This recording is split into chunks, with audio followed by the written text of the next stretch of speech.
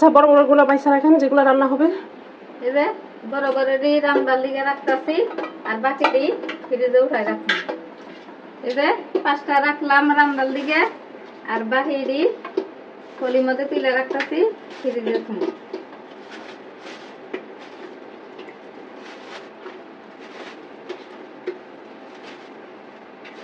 আর এখান থেকে বড় বড় দেখা 4-5 পিস নিয়ে নেন ভাজার জন্য।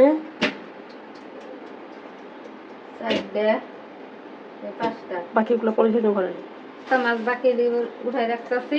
দেরি করা করে বাজমু, এডি করা করে বাইজা সিম দিয়া আর চাল কুমড়া দিয়ে রান্না হবে, আর এগুলা ফ্রিজে ঢুকবে। আর এই যে এদিকে তরকারি কেটে রাখা আছে।